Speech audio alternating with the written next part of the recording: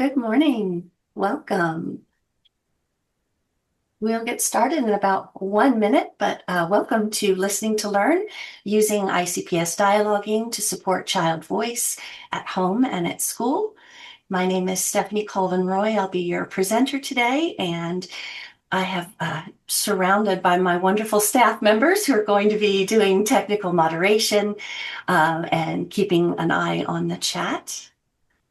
So welcome. Just take a look at that. Oh, it is 10. So we are going to start.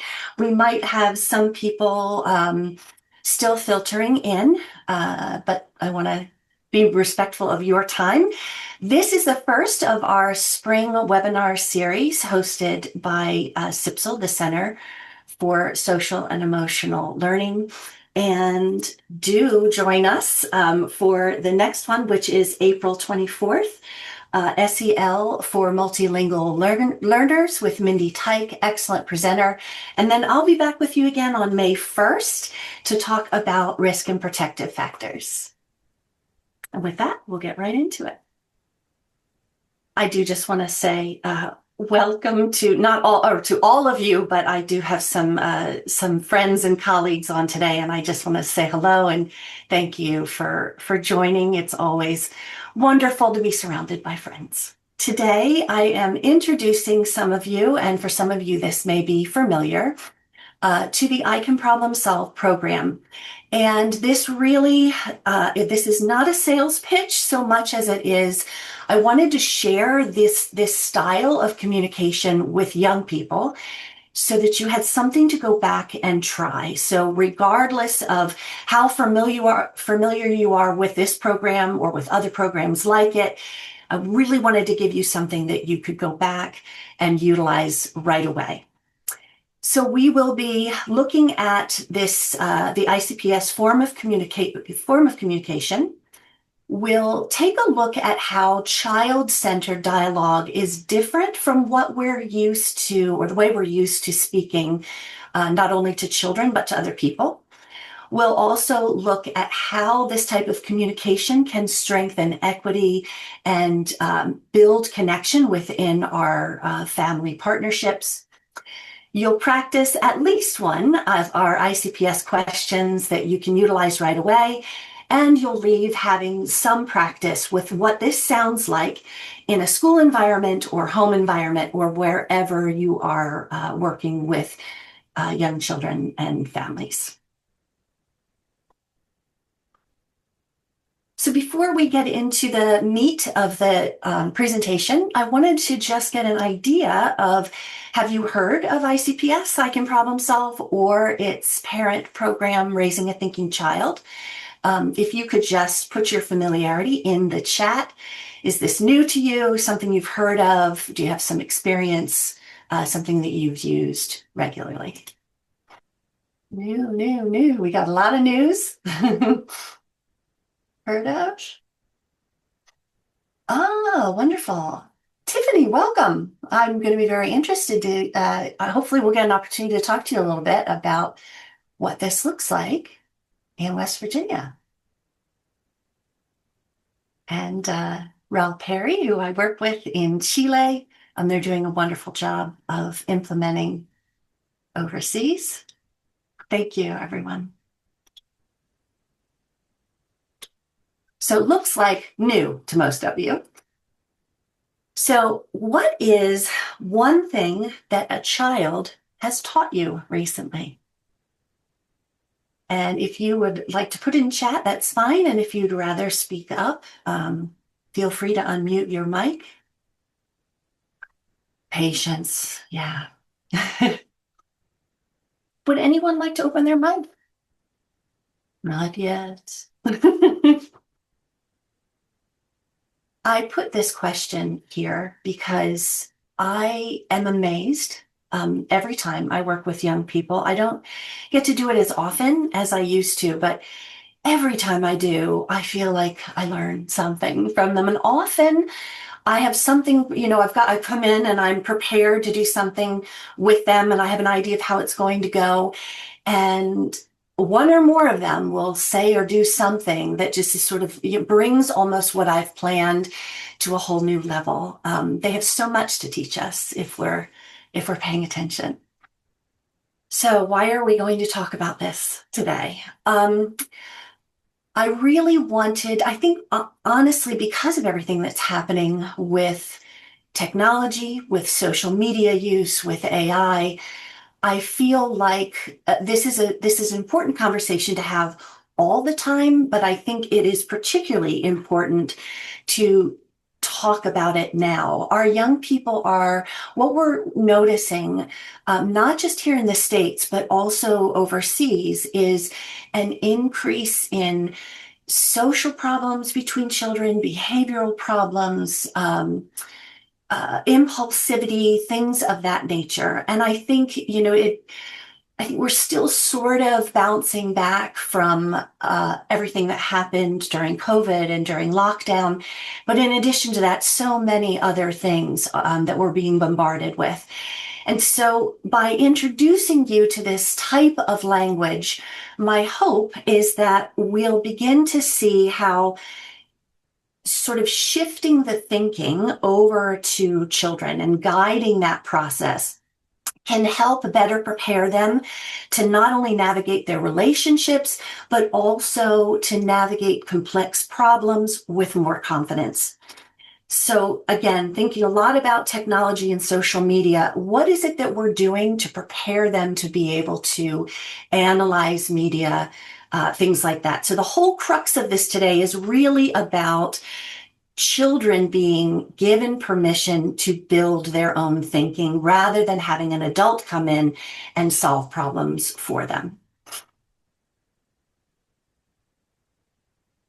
So without this shift in thinking, what continues to happen is if young people aren't thinking about solutions and the consequences of their actions, very often they tend to repeat the same things over and over again. When this program was first developed, it was a response to a lot of young people with impulsivity issues, aggression, and the idea was if we can approach thinking at an earlier age, can we offset some of the challenges that young people face later in life? So we'll move from adult-directed sort of suggesting or commands to children, things like you see on the left side of the slide, say sorry, take turns, which with this type of approach tends to get us compliance from some young people, but it really isn't skill building. It doesn't really give them something that they can then work with later. So ICPS at its core is a cognitive problem-solving program that teaches children how to think, not what to think. So that's sort of the main shift. It helps to not only build their interpersonal skills, but also to develop their language, to guide their thinking. So they actually have a whole list of ways of talking and questions that they're used to answering that then guides their thinking process.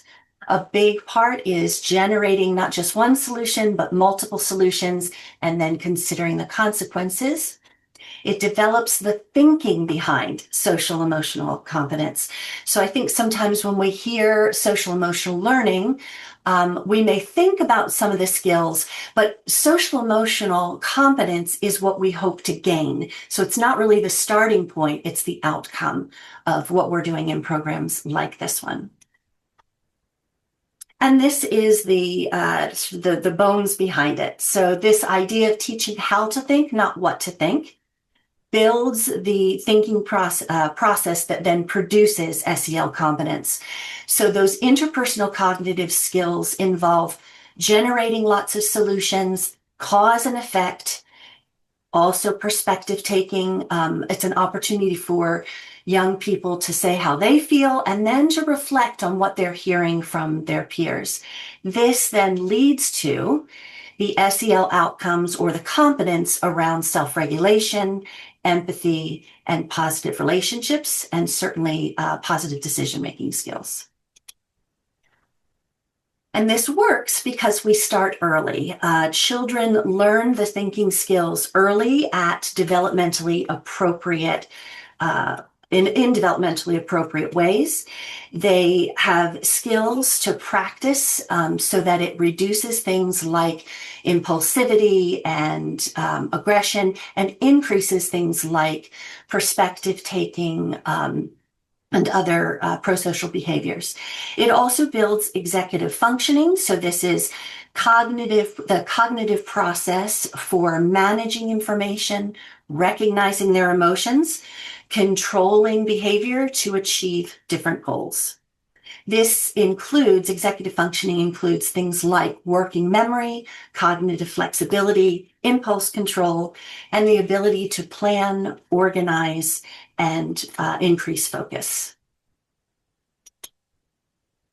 So the big shift that happens is, rather than adults solving problems for children, we guide the process of thinking or support the child in the process of thinking.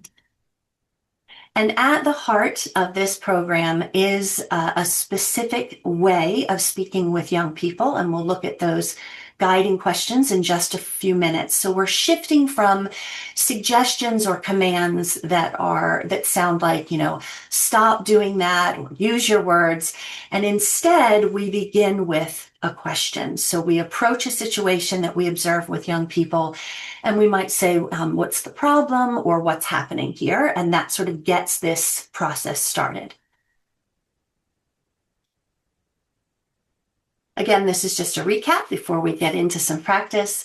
So the how to think, not what to think. What we're used to doing is fixing things, lecturing, telling children what to do.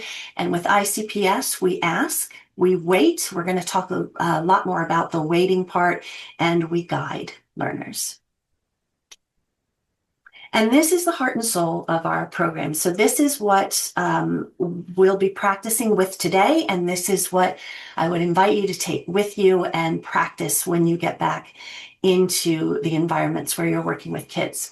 I do want to just pause for 1 second to look at the chat to see if anyone has any questions or comments at this point. Nope. Okay, good. So we're going to start at the bottom of the ladder, what we're calling the ICPS dialogue ladder. One of the approaches that adults often use with young people is the power approach. And this is pretty low-level communication. At this level, adults are commanding, demanding. We'll hear things like, stop that, put that down. What I want to say before we go further is there is a time and a place for all of these types of communication. So we'll come back to when might power actually be an option that we would want to use. But what I want to say to you is, if an adult is operating primarily from this position of a power approach, and they're doing a lot of commanding, demanding, how does the child feel? What are some of the outcomes that we might see with young people if this is the approach? Nice. That sometimes they need permission to disagree with you. Excellent. Types of, let's see, type of, I'm not sure. Jennifer, I'm not sure what your comment is. If you'd like to unmute, because I don't want to misrepresent your comment. Their perspectives are different at this level. Product of their environment. Yeah, defiance, not responsive. No opportunity to express what they're experiencing. Yes, so at this, if a child is sort of used to hearing this approach from adults, typically it's one of two things. Either they will become more or less responsive. They'll sort of shut down because they're constantly listening to these commands and demands. Or we have some young people who will just shut it out altogether. They're so used to hearing this that they kind of, they don't even hear it anymore. The next approach is ideally it's a step above or a step up, and that's the suggesting approach. So with suggestions, the adult is actually telling them, giving them ideas about what to do.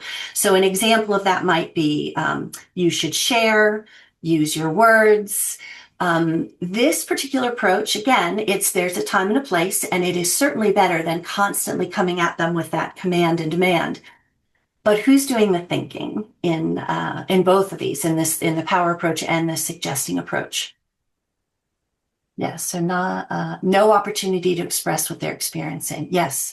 And with suggestions too, again, sometimes it can be helpful, particularly if you're trying to, get them to do something quickly.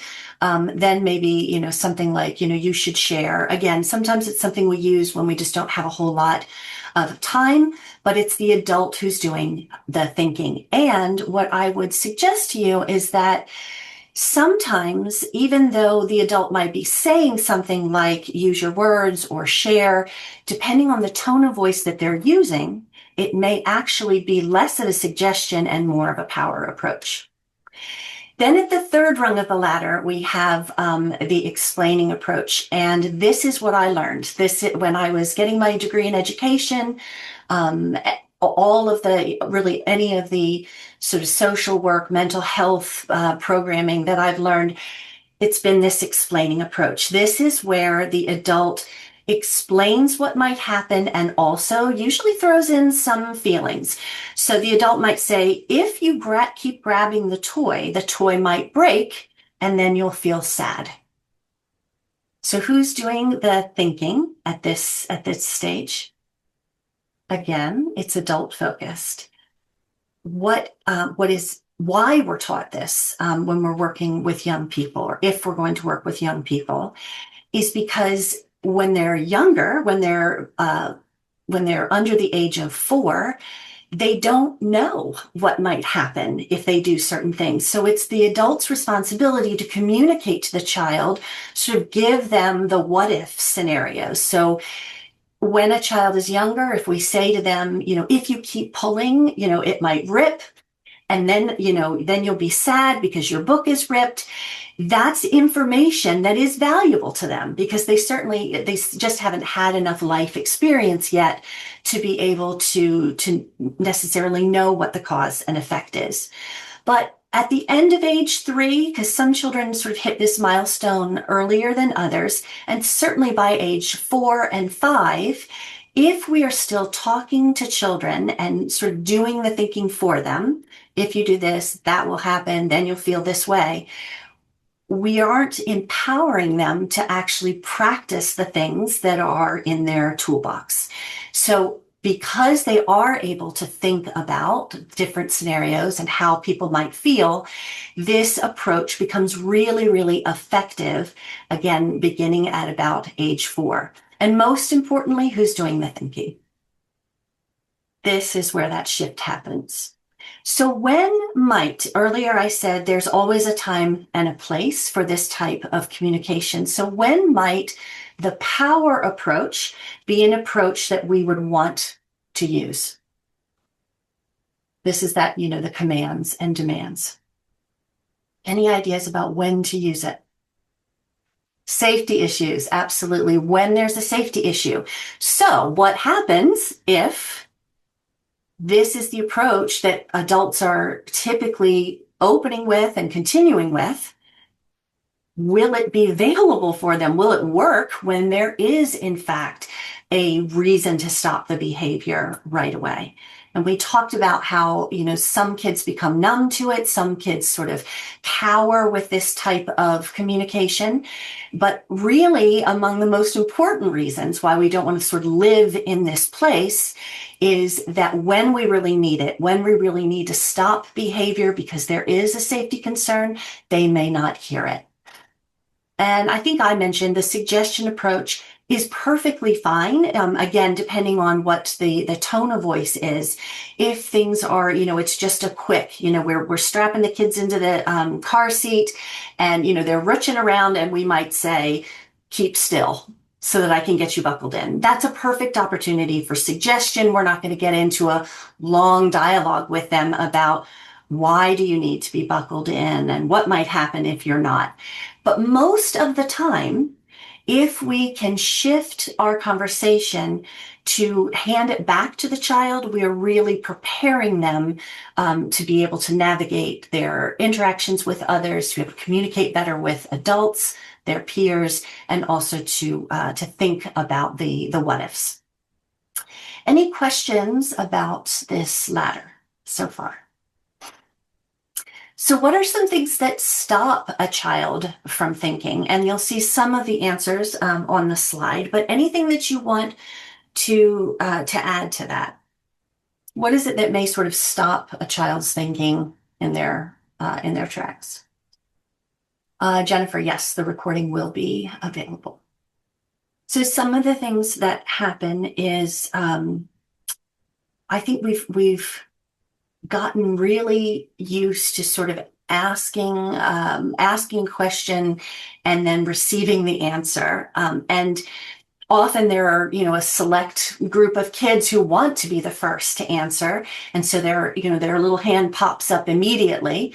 And when these answers are coming in quickly, often there's just not, what you're getting from them isn't really thought out.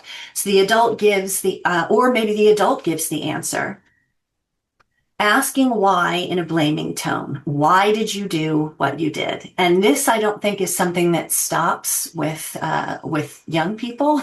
I think when anyone approaches me with a "why did you do what you did," I immediately sort of, I can't really access my thoughts, especially if it's coming across as accusatory. The other thing that may stop are things like not waiting long enough for people to respond, over talking. And in the chat, we have things like laughing, teasing, not giving attention, distractions. Excellent. So this may be familiar to you, but it is so important to me and so crucial for so many programs that work on the process of thinking that I wanted to spend a little bit of time on it. We just simply do not provide enough think time. And on average, an adult will ask a question and wait less than 1 second for a response. And children, everyone needs time to actually process that question, to think about different ideas, and to put that idea into words. And when we rush them, very often we get responses that seem like the child doesn't understand, or that maybe they're being silly, when really it's that they just haven't had the time to formulate their thoughts and put it into words. Minimally, if we wait 3 to 5 seconds and really demonstrate that for kids, and I'll show that in just a minute, then the answers that we get will be much more thorough. They'll be much more representative of what children are really thinking. And for ICPS, especially in the beginning, we think even longer, so 5 to 10 seconds. And that is very important when if a child is upset, they're going to need more time. If it's a more complex problem, maybe something they haven't encountered before, they'll need more time. And again, some young people just need more time to process. And there's a comment from Jennifer, the child that has autism and a processing disorder. So this allowing time to allow that child to communicate begins to even the playing field. But beyond evening the playing field, which I think is important enough in and of itself, but this is not unique to, to certain children or certain people. This is across the board. Our responses are better. Our thought process is better if we actually take the time. And what this looks like, because it's uncomfortable, we're used to sort of asking a question, getting a response, is to actually model it. To say, before you answer the question, I want you to think about it. So use your brain. Let's all be quiet and just take a few minutes to think about our answer. And then you invite them. Okay, we've had some think time. Does anyone need more think time? Now who has the answer? And you'll see a lot more response when we're give young people the time. So these are the key questions or the starting questions that we use in ICPS, beginning with what happened or what's the problem. And it's really just an exploratory question. It's not a what's going on or, what's the problem here. It's exploring so that you can hear the different perspectives. When children tell you what the problem is, they probably are only getting at it from their own perspective, but it's still important for them to voice what they think the problem is. We don't spend a whole lot of time here. We immediately then move on to, so what might happen if you continue to do whatever, and we get a child's response, and how would that make you feel? And we ask all the children involved. Sometimes this is just an adult and child reaction. Sometimes we're navigating a problem between children. So it's really important to ask how each of them feel in the situation, and they hear what the other child has said. And then we ask them, well, what's something that you could do instead? And they come up with different ideas. So we'll go through this one where I'm just going to say it, and then we'll sort of see the shift to ICPS thinking. And at that point, I'd like to invite two people to help me demonstrate. So let's pretend we see two children, they're drawing with markers, and one child grabs the marker from the other child. So child A is the one grabbing. As you might expect, child B says, something like, give it back, I was using it. And the adult steps in and says, we don't grab, give the marker back. You need to share the markers. Say you're sorry. What approach, if you think back to that communication style, either power, suggest, explain, or problem-solving approach, which of those approaches is being used here by the adult? Power. Yes, possibly power or suggestion. With the power approach, if the adult was sort of approaching this with, give it back, you need to share, say you're sorry, that sounds different than we don't grab, give the marker back, you need to share the markers, say you're sorry. So this one could be power, could be suggestion. All of these are sort of designed to be suggestions, but again, we've got to keep in mind what the tone is and who's doing the thinking. And honestly, adult, yes, but this is I think we're so used to responding in this way that sometimes the adult isn't really thinking much either. That's just their go-to response. Share, say you're sorry. So let's look at this then a different way. So in version 2, if I could have actually just one volunteer because there's only one speaking role. So same scenario, the one child grabs a marker from the other child. Who'd like to be my child B?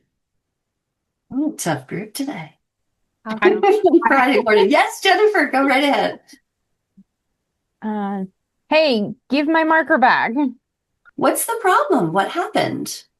And then the adult might say, so both kids are going to be, scrambling to, she took my marker, no, I didn't. She's been using it too long. What other types of things do you think kids might say about what the problem is in this scenario? I had it first. Yes, that's a big one. I had it first. So the adult then would say, to child A or B, whichever way they want to start. So child B's, Jennifer, how did you feel when the marker was taken from you? Probably a little taken aback. Yeah. And what might child A say? Because we're going to ask child A too how they feel. So what child A what might they say? It was mine. Yes, it was mine first. Yep, absolutely. So then we shift to really kind of getting, now they've heard what's happening, what's going on, how people are feeling. What might happen if we keep grabbing the markers? What kinds of responses do you think you'd hear from the children? Even a child as young as 4 or 5, what might happen if you keep grabbing markers? Fight. What's that? I missed what you said. A fight. Possibly. This could escalate really, really quickly. And then I might, depending on what their response is, I might go back to, and how would you feel if a fight happened because you were grabbing markers? And get sort of some input there. Then what can you both do if you want the same marker at the same time? What do you think kids might think about if we ask that question? What can you both do if you want the same marker at the same time? Take turns. Yes, they might suggest that they take turns. Often a kid will say, well, I had it first, so I'm going to, I'm going to use it first. And so you're navigating that. And what I'll say about this is sometimes, particularly early on, these conversations do take a little bit longer, and we'll talk about why that is. But then as young people get more used to it, they tend to go through these questions pretty quickly. Sometimes they'll start doing it before the adult has even intervened, because they now feel more competent with being able to sort of navigate different problems. So we talked about the adult is doing all the thinking in version 1. In version 2, it shifts. And we see instead of that power or suggesting language, we're moving now into a more problem-solving language. Now, this is your first breakout room, and what we're going to do in the rooms for about 5 minutes is to take a simple sort of what we many of us are used to doing, suggesting, stop grabbing, you need to share, and to shift that using the ICPS questions, which I'll show you in just a moment, and think of at least 2 ways or 2 questions to reframe these suggestions or power approach, stop grabbing, you need to share. Focus on guiding their thinking. And then when you come back, if you'd be willing to share out with the group. And these are the questions. So often we start with what happened or what's the problem. And again, you give them a little time to explain it. And then we move into questions like what might happen? How do you feel? How do you think the other person feels? What could you do instead? And then, is that a good idea or not a good idea? So not, is that a good idea or a bad idea? We're not judging their ideas. We're exploring their ideas. So why do you think it's not a good idea, or why do you think it is a good idea? Any questions before we go into the breakout? All right, we'll see you in about 5 minutes. And the other rooms are just wrapping up their discussion. We should have everybody back in just a few seconds. We recognize that some rooms were very, very small. So when you go back into breakout rooms again, we'll probably move a couple of you so that you have a larger group to work with. Not much larger, just a little bit more.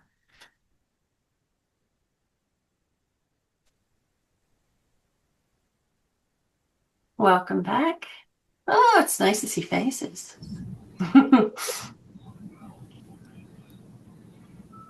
So what was your discussion like?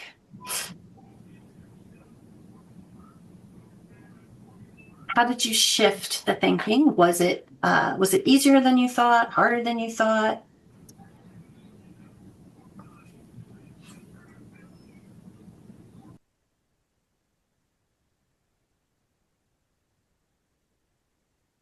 I'll share. So in our group, Thank you. we were on task and off task at the same time, which I'm sure many of us experienced that.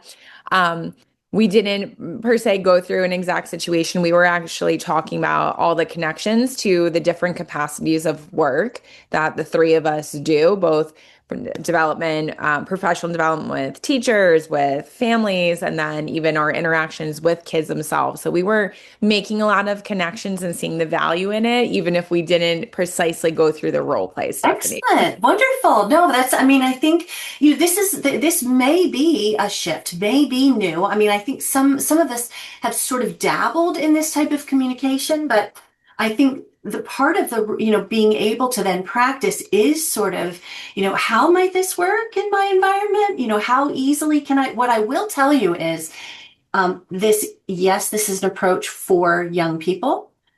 and works really well with adults too. I've trained a lot of therapists who have incorporated this in their practice because they feel very much like they're sort of the authority on coming up with all of the different things that children or a family or an individual can try. And they really like that this sort of hands it back to their client, to the child, so that they can begin to navigate. Any other things that, thank you, Courtney, for sharing. Any other things that came out of your discussion? I was just going to follow up with that. I work with high school level students, and it is a natural way that I communicate already. And I find that the students are typically not used to that natural way, and Yep. they are more used to being told what to do. So when you start shifting the conversation, it's very empowering to them. And I agree with what you said. We as helpers or therapists or whatever role we're in have a very narrow scope of what we can offer in terms of solutions to the problem, right? We don't live their life experience. And a lot of times when you shift that focus and empower them to come up with the problem definition and help them to kind of look at what the possible choices and solutions are, they come up with a ton more than we could ever do. And even if we were to say, well, I think this would be helpful to you, maybe you should try this, they go and they live their life and they do what it is they do, or what it is they are capable of doing, or what it is they need to do. It's not always the solution to the problem as you have given it. So Yes, exactly. This is, and I always tell educators, just trust the process, or parents too, for that matter. Trust the process, stay with it, because it isn't familiar to them right away. Some kids, particularly our more precocious ones, they love this. I worked with a special needs classroom, and the teacher was just a natural at this. And I went back and observed her classroom, and she said to me, it was great. Like the whole session was wonderful. And I told her, great job. And she said, no, you don't understand. The child that did the majority of the speaking, answering most of the questions, he was my biggest problem. He was always disruptive, but this method he felt for the first time that he had something to contribute, which is exactly what we're aiming for. Thank you for sharing that. It's helpful. So we're going to go back into breakouts again for about, I'm just watching our time, so maybe about 7 minutes, so that you can either discuss this process a little bit more or think about a real situation, either in a home environment, school environment, after school, whatever that looks like for you. Think about a conflict, a child being upset, or a conflict that was going on where a child needed some guidance. What do you typically say, and how might you shift that thinking to the ICPS approach? And Brenda, I believe it was you that made the comment. We're actually going to come back to this idea of what happens when you first start doing this with kids. So we'll explore that a little bit more. So see you in about 7 minutes. And again, your groups will be a little bit bigger this time if you were only in a group with 2 people in it. Welcome back.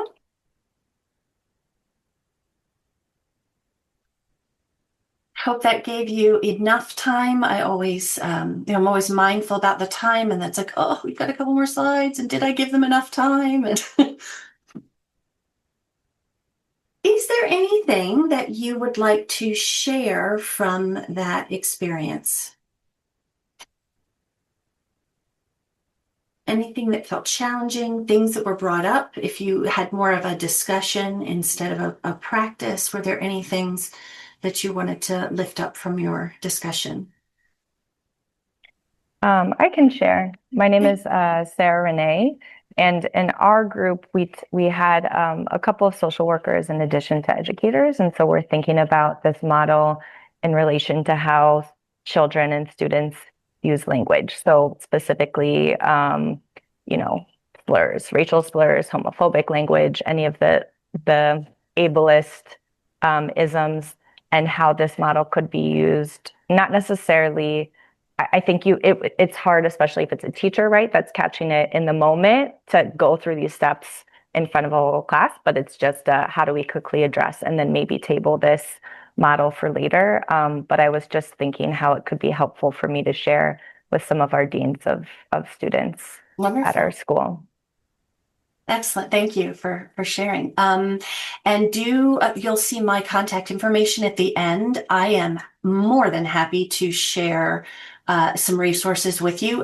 Give you a copy of the ladder so that you have those questions available.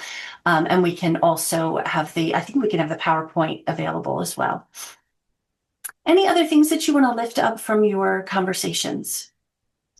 I'll share stuff. Thank you. In our group, we had several people shared that were parenting, but varying age groups from toddlers through high school teenagers. And we discussed how you can apply this to all of those ages in various situations and as parents as well.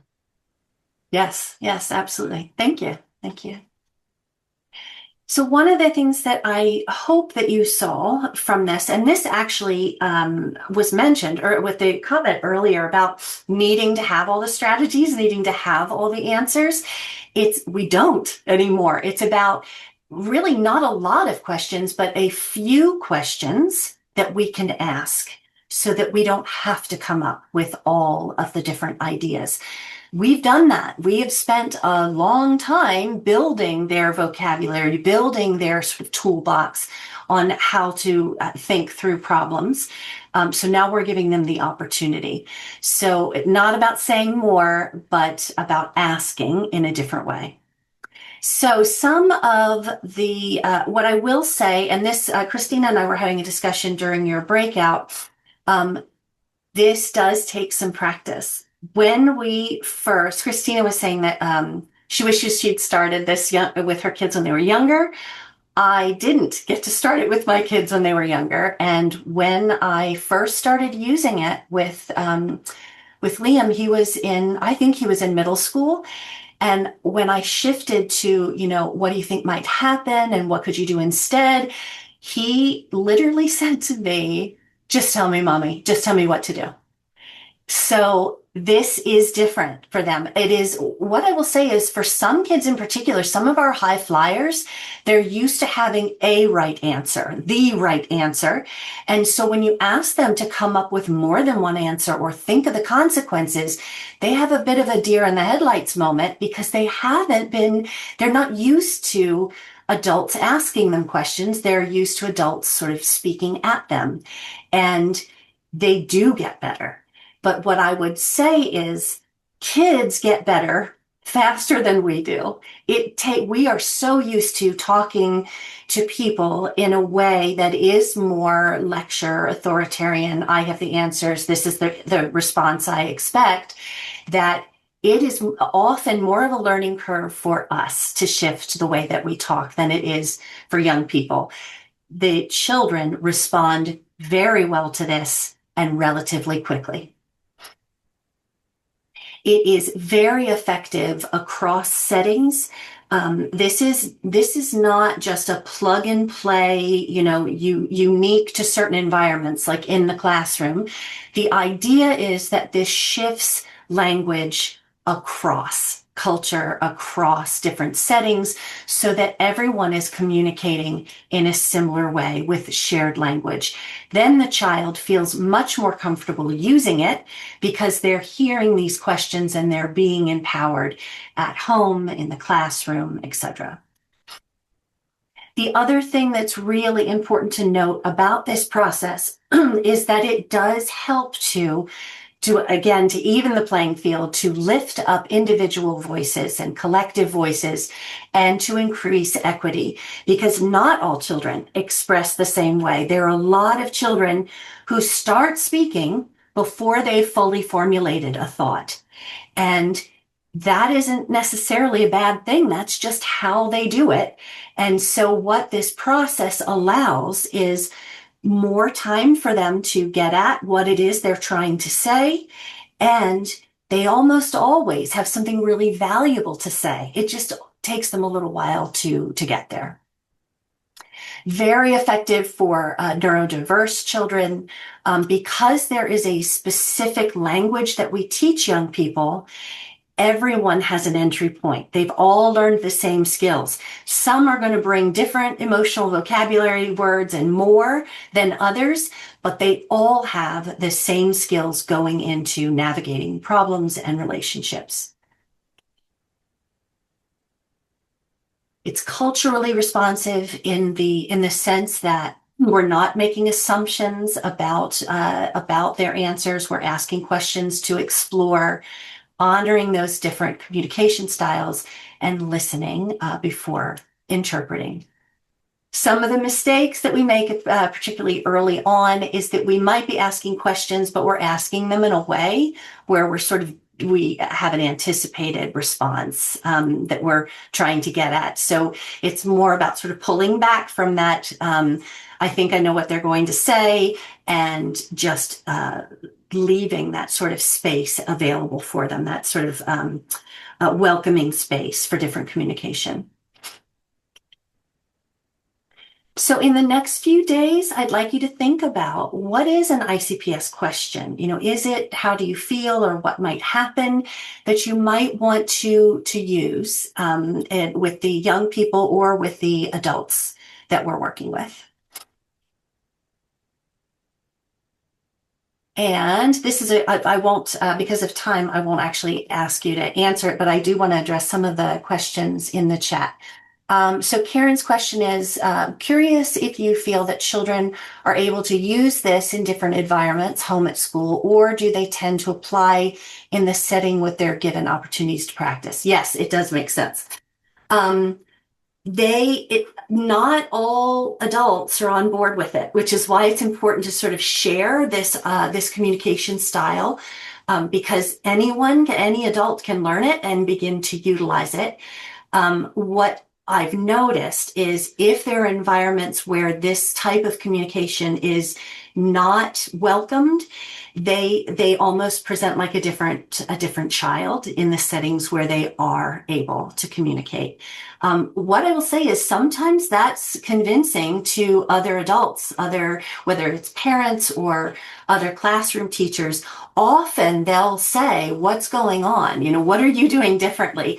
Because the whole culture of the changes when we begin to talk with children this way, and adult parents respond very much the same way. The feedback for the parent program is, this is a game changer. I'm learning more about my kid. My kid is so smart. I had no idea. And I think they also, while it might be uncomfortable at first, they then become more comfortable because they're with asking questions, because they're thrilled by the responses that the kids, and it's sort of offsetting some of the problem behaviors that they had before.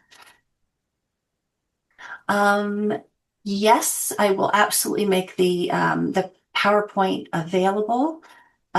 What I will have you do, because I don't think it's just being sent out, is if you wouldn't mind reaching out to me at my email. So that's sroy@csc.csiu.org. And I will share. I definitely believe we don't hoard this stuff. It's all about sharing. Yes, this is an evidence-based program. There is a curriculum for preschool to grade 5 that's utilized in classrooms, and there's also a parent program, Raising a Thinking Child, and we actually have trainers within our organization that do both. I'm not sure if Shannon is still on, but for our family support group, a lot of their grantees have done the parenting program. Right now, the curriculum, and Christina will put the evaluation in the chat for those of you who have to leave, but I'm more than welcome to stay on and answer some questions. So the curriculum used to be, our publisher was Research Press, and we have had we're doing an overhaul. We're finishing up rewrites. Preschool kindergarten is complete, and I have books available that we're selling through with training through the center. And then the other curriculum will be ready soon. So that now there's a shift. So you'll be purchasing, if you're interested, purchasing from the center versus a separate publisher. And this is primarily because we had some problems with getting it overseas. They couldn't purchase it, and we have quite a few schools in England and Chile using it. So this makes it easier for everyone to acquire the curriculum once it's ready. Any questions from anyone as we wrap up today? Thank you to my team, to Christina, who's helping with technical moderation, and to Courtney and Karen, who helped in the breakout rooms. Appreciate that. Please do feel free to reach out so I can share some additional resources with you and answer any questions that you might have.